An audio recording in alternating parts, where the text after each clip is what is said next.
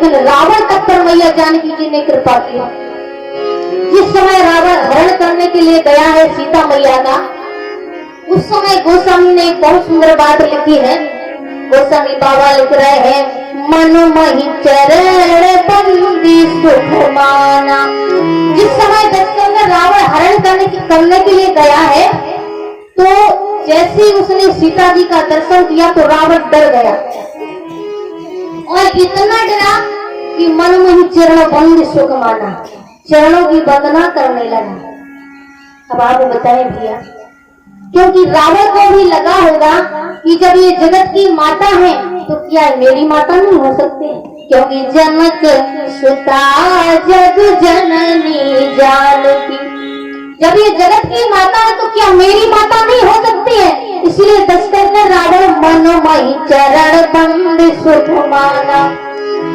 किसी ने कहा इतना बड़ा दशकंदर रावण जब हरण करने के लिए आया है तो फिर चरणों की वंदना क्यों कर रहा है। जब हरण करने का विचार ही बना लिया है तो फिर वंदना कैसी। देखो कई लोग अपने स्वभाव की मजबूर होते हैं जो अपने स्वभाव को नहीं बदल पाते हैं। तो ये रावण की स्वभाव की मजबूरी है जो हरण करने के लिए आया है, और किशोरी के चरणों की वंदना कर रहा है, ये उसकी भाव की मजबूरी है। और भाव की मजबूरी है जो वंदना कर रहा है, और स्वभाव की मजबूरी है कि हरण करने के लिए आया है। और एक बात और भैया, जब सीता मैया की चरणों की वंदना करने लगा, सीता जी ने कहा जब तुम मन में सोचा जब तुम हरण करने के लिए आ ही गए हो तो फिर चरणों की वंदना क्यों कर रहे हो। रावण बोला भैया संसार के लोगों को आचरण का बल होता है, लोग अपने आचरण के बल से मुक्त हो जाते हैं, पर मैया मैं तो आचरणहीन हूँ, और आचरणहीन का मुक्ति तो आपकी चरणों से ही हो सकती है। अगर आपकी चरणों की कृपा मुझ पर हो जाए तो फिर मेरा भी उद्धार हो जाए। तो रावण कह रहा है मन मही चरण बंद सुख माना, इसलिए चरणों की वंदना कर रहा है। दूसरा भाव ये भी है, रावण ने सोचा कि प्रभु तो मेरे से नाराज है, वो तो मेरी लंका में जाएंगे नहीं। एक बार रावण ने अपने पिता ब्रह्मा जी से कहा पितामह मेरी मुक्ति का कारण आप बताओ, मेरी मुक्ति कैसे होगी। तो ब्रह्मा जी ने कहा तुम संतों से ऋषियों से कर लो और उस कर को एक घड़े में बंद करो और घड़े को जाकर के जनकपुर की सीमा में गाड़ाओ। तो उसी घड़े से मैया किशोरी का जन्म हुआ है। तो सोच रहा है ये तो मेरे उद्धार का कारण बनेगी, मेरी मुक्ति का कारण बनेगी। इसीलिए निवेदन कर रहा है मैया प्रभु तो मेरे से नाराज है, वो तो कभी लंका में जाएंगे नहीं, इसलिए अगर आपका ही चरण मेरी लंका में चला चले तो मेरा उद्धार हो जाएगा। इसलिए मन मही चरण बंदी सुख माना। तो सीता मैया ने भी सोचा कि मैं जगत की माता हूँ, अगर साधु मेरे बेटा है तो असाधु भी मेरे ही बेटा है, क्योंकि जिस डाली से फूल भी निकलते हैं उसी डाली से कांटे भी निकलते हैं। किशोरी ने सोचा मैं जगत की माता हूँ तो रावण का भी उद्धार हो जाए, मैं यही चाहती हूँ। सीता मैया ने जिस समय रावण लंका में ले गया और रावण ने रखा था अशोक वाटिका में, और एक दिन भी सीता मैया के पास नहीं गया, केवल उसी दिन गया था जिस दिन रामादल से हनुमान जी महाराज आए थे। और उस समय सीता मैया से कुछ ऐसी बात बोल रहा था कि नाटक ऐसा होना चाहिए कि प्रभु को शीघ्र की शीघ्र लंका में आना पड़े। इसलिए तो हनुमान जी महाराज कह रहे हैं प्रभु जल्दी चलिए, मैया मैथिली बहुत दुखी। और एक बात और भी, रावण बड़ा विचित्र आदमी है, जिंदगी भर उसने राम जी का नाम नहीं लिया। अगर बात करता है तो कैसे करता है, अंगद से बोलता है कहो तपसन के बात बहुरी तब प्रभु नारी पिराए बलहीना। अंगद जी से कहता कहिए अंगद वो बड़े तपस्वी का क्या हाल है, नाम नहीं लेता है, और नाम लेता है तो कब जब रावण मरता है। किसी ने कहा कि भाई मरते समय जिभ्या पर भगवान का नाम नहीं ले आता है, लेकिन दशकंदर रावण ने जिंदगी भर भगवान का नाम नहीं लिया, वो मरते समय नाम ले रहा है। वो स्वामी बाबा कह रहे हैं कर जो मरत घोर रवि भारी, ओ कहाँ राम रन हटो पचारी। किसी ने रावण से कहा, दशकंधा रावण, आपने जिंदगी भर प्रभु का नाम नहीं लिया और मरते समय नाम ले रहे हो, कारण क्या? रावण बोला, मैं इसलिए नहीं लेता था कि मैं डरता था। किस बात का डर था? बोले, मैं जो सोचता था कि मैं इतना गलत काम कर रहा हूं तो भगवान का नाम लेने में मुझे डर लगता था। क्योंकि एक बार कुंभकर्ण ने रावण से पूछा, भैया तुमने इतना सब कुछ किया है सीता का हरण करने के लिए, लेकिन सीता को पाने के लिए राम बन जाते? तो रावण ने सोचा, मैं राम बन करके देखूं। तो जिस समय रावण ने नकली भेष राम जी का धारण किया, तो रावण बोला, मैंने जैसे ही राम का रूप धारण किया तो मात समान लगे पर नारी। मुझे सब नारियों में माता का ही दर्शन होने लगा। तो मैंने सोचा कि इतना बुरा काम राम बन के तो मैं नहीं कर सकता हूँ, इसलिए जो कर सकता हूँ तो मैं ऐसे ही कर सकता हूँ। इसलिए दशकंधा रावण ने सोचा कि मैं गलत काम करता था, इसलिए मैं राम जी का नाम लेने से डरता था। फिर बोले, आप क्यों ले रहे हो? बोले, अब तो मैं इसलिए ले रहा हूँ कि मैंने उस समय कह दिया था कि जब तक मैं गलत काम करूंगा तब तक राम जी का नाम नहीं लूंगा, लेकिन लूंगा तो उस दिन जिस दिन मैं नाम बुरा काम करने के लिए बचूंगा ही नहीं। तो हमें लगता है कि आज के मनुष्य तो कम से कम रावण ही अच्छा है। गलत काम करता है तो कम से कम भगवान के नाम से तो डरता है। आजकल तो लोग भगवान के नाम की आड़ में ही गलत काम करते हैं। और देखिए रावण कितना चालाक है। रावण विभीषण को जबरदस्ती राम जी के पास भेज रहा है। ध्यान देना भैया, रावण विभीषण से कह रहा है, सट मिल जाओ विनय कहो नीति, विनय कहो नीति, सट मिल जाओ विनय कहो नीति।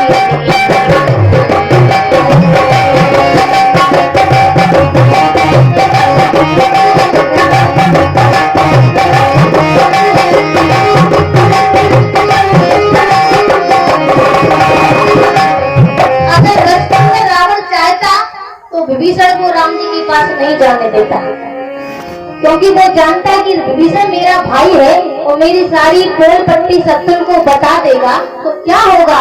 लेकिन रावण कहता है, सट मिल जाओ। विभीषण से कहता है, सट मिल जाओ। विभीषण ने कहा, कहाँ जाकर मिले भैया? बोले, जाओ तपस्वियों से मिलो। विभीषण ने कहा, भैया मैं सट हूँ? बोले, हाँ तुम सट है, इसीलिए तो मैं कह रहा हूँ कि तुम सट है तो राम जी से जाकर के मिले। विभीषण ने कहा, भैया अच्छा राम जी से मिलने से फायदा क्या है? रावण ने कहा, तुझे पता नहीं, सट सुधरे सत संगति पाई। सट संगति पाके सुधर जाते हैं। तो विभीषण तुम्हें हनुमान जी महाराज का सत्संग मिल गया है, इसलिए सट मिल जाओ तुम्हें कहो नीति। विभीषण ने कहा, भैया मैं तो सट हूँ और तुम मुझे शिक्षा दे रहे हो, आप ही जाकर के मिल जाओ। रावण बोला, मैं नहीं मिल सकता। क्यों? बोले, मैं खल हूँ। अब बताओ। विभीषण ने कहा, भैया आप खल कैसे हो सकते हो? आप तो इतनी अच्छी अच्छी बातें बता रहे हो कि सट मिल जाओ, भगवान से मिलने के लिए भेज रहे हो, आप खल कैसे हो सकते हो? तो रावण बोला, विभीषण तुमसे ये किसने कह दिया कि खल अच्छी बातें नहीं करता है? क्योंकि गोस्वामी बाबा लिख रहे हैं, खल है करे भल पाहे सुसंग।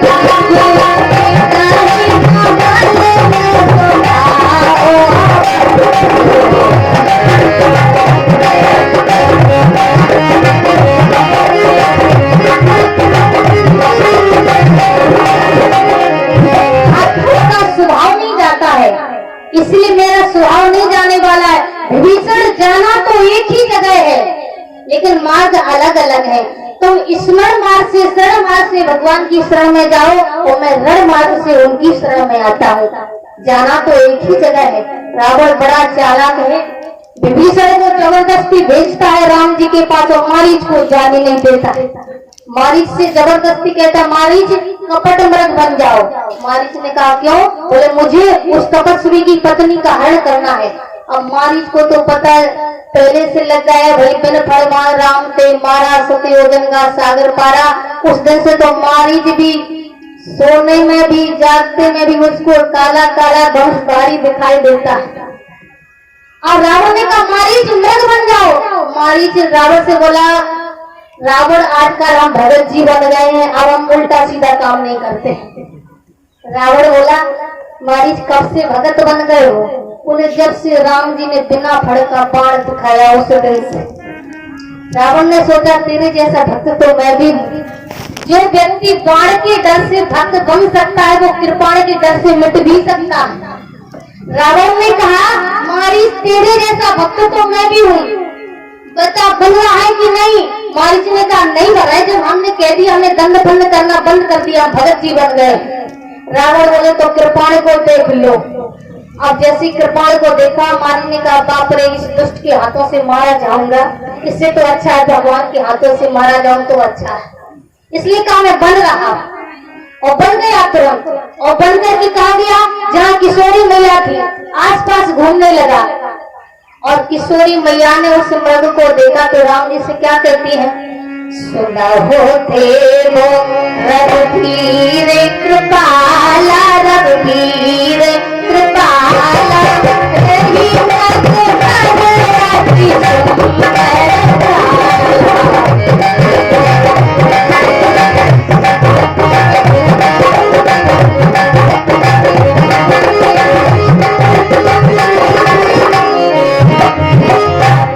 कहने लगी। सीता मैया बोली प्रभु देखो देखो ये मृग कितना सुंदर है। राम जी बोले हद हो गई किशोरी, तुम्हें ये कपटी सुंदर लग रहा है। सुनो देव रघुवीर कृपाला यही मृग कर अति सुंदर चाला। राम जी बोले किशोरी तुम्हें कपटी सुंदर लग रहा है। राम जी किशोरी मैया बोले हाँ प्रभु ये बड़ा सुंदर है।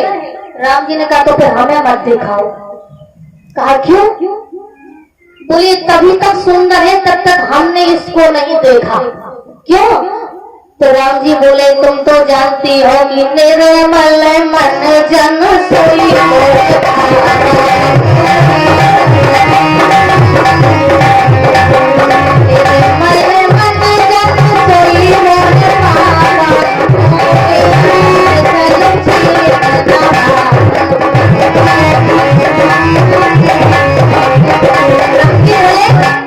मुझे कपट अच्छा नहीं लगता। अगर ये कपटी बनकर आया है अगर मैं देख लूंगा तो इसका कपट दूर हो जाएगा, इसका असली रूप प्रकट हो जाएगा। इसलिए मैं कहता हूँ कि मुझे मत दिखाओ।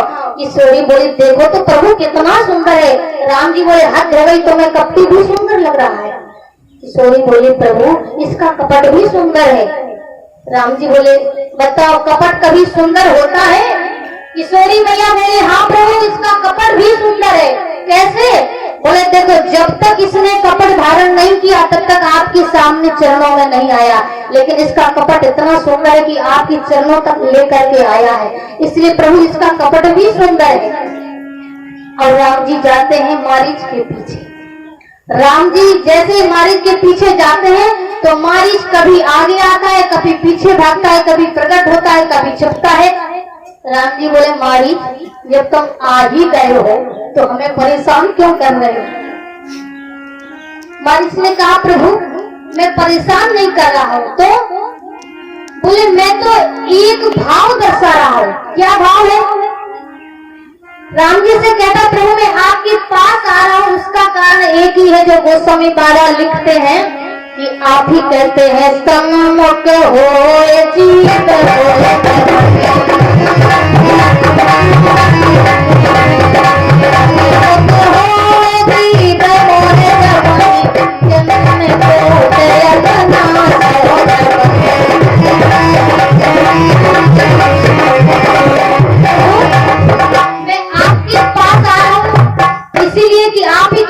जीव मेरे पास आ जाता है उसके करोड़ों करोड़ों जन्मों के पापों को मैं भस्मीभूत कर देता है। फिर बोले जब पास में आ गए तो भाग क्यों रहे हो? बोले भाग इसलिए रहा हूं कि आप ही कहते हैं मोल कपट चल छद्र न भागा। तो प्रभु मैं भाग रहा हूँ, ये मेरे स्वभाव की मजबूरी है। मैं आपकी तरफ आ रहा हूँ, ये मेरे भाव की मजबूरी है। भगवान ने कहा मारिच तुम हमें परेशान कर रहे हो और अगर हमें लौट जावे तो मैं मुक्ति ना देवे तब कैसा लगेगा। मारिच बोले अब तुम लौट ही नहीं सकते। क्यों नहीं लौट सकते?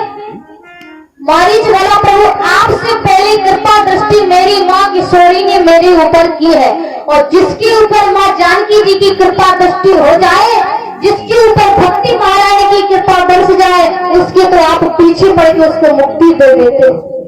इसीलिए तो गोसावी बाबा कहते हैं धन्य है माँ किशोरी माँ जानकी, अगर माँ हो तो जानकी जैसी।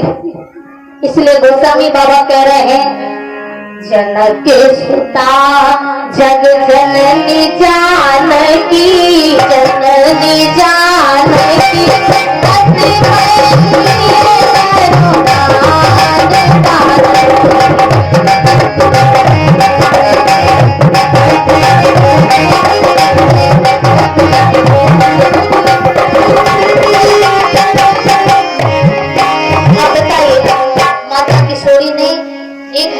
भाव को कैसा सुंदर निभाया है और गृहिणी धर्म को भी बहुत अच्छी तरीका से निभाया है। हमारे पूर्वज श्री गोस्वामी जी कहते हैं जनकपुर की माताओं ने जब सीता जी से कहा कि किशोरी तुम्हें क्या करना है पता है, सास ससुर गुरु सेवा करो पति रोके लखी आये अनुसरण। तो उसी आज्ञा का पालन आज मैया जानकी जी ने गृहिणी धर्म को इतने सुंदर ढंग से निभाया है, तो हमें मैया जानकी जी से मातृत्व भाव का और गृहिणी भाव का हमारे लिए एक शिक्षा लेनी चाहिए कि अगर हमारा गृहिणी धर्म हो तो मैया जानकी जैसा हो और मातृ धर्म हो तो भी मैया जानकी जैसा हो। मैया जानकी जी ने इतने सुंदर ढंग से अपने धर्म को निभाया है। हम तो कहते हैं मैया जानकी जी तो जगत की माता है, हम और आपके लिए उन्होंने शिक्षा दी है।